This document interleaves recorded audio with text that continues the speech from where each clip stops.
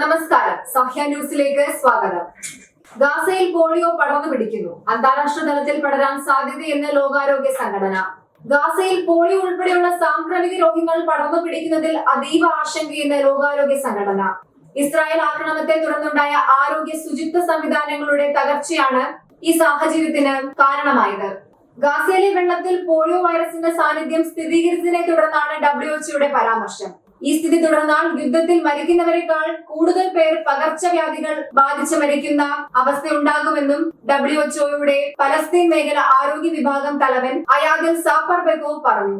അപകട സാധ്യത വിലയിരുത്തുന്നതിന്റെ ഭാഗമായി മനുഷ്യ വിസർജ്യത്തിന്റെ സാമ്പിളുകൾ ശേഖരിക്കാൻ ലോകാരോഗ്യ സംഘടനയുടെയും യുനിസെഫിന്റെയും പ്രവർത്തകർ വ്യാഴാഴ്ച ഗാസയിലെത്തും. ഗാസയിലെ ജനങ്ങളിൽ നിന്ന് സാമ്പിളുകൾ ശേഖരിച്ചു തുടങ്ങിയിട്ടില്ലെന്നും ഇതിനകം ആർക്കെങ്കിലും വൈറസ് ബാധിച്ചിട്ടുണ്ടോ എന്ന് വ്യക്തമല്ലെന്നും സാഫർ ബെഗോവ് കൂട്ടിച്ചേർത്തു.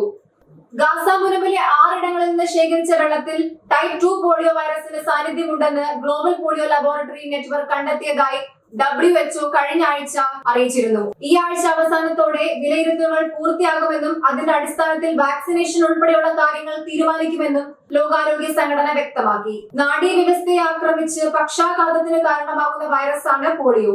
5 വയസ്സിന് താഴെയുള്ള കുട്ടികളെയാണ് ഇത് കൂടുതലും ബാധിക്കുന്നത്.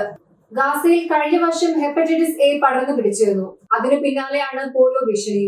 തകർന്ന ആരോഗ്യ സംവിധാനങ്ങളും ശുദ്ധജലത്തിന്റെയും ശുചിത്വത്തിന്റെയും അപര്യാപ്തതയും ആരോഗ്യ സേവനങ്ങൾ ലഭിക്കാനുള്ള ബുദ്ധിമുട്ടും കാരണം ഗുരുതര സാഹചര്യമാണ് ഗാസയിലെന്നും സാഫർ ബെഗോവ് മുന്നറിയിപ്പ് നൽകുന്നു. ഗാസയിൽ പോളിയോ വൈറസ് കണ്ടെത്തിയതിന്റെ അടിസ്ഥാനത്തിൽ സൈനികർക്ക് പ്രതിരോധ കുത്തിവയ്പ് നൽകുമെന്നും ഇസ്രായേൽ സൈന്യം അറിയിച്ചിരുന്നു. News desk, Sahya news.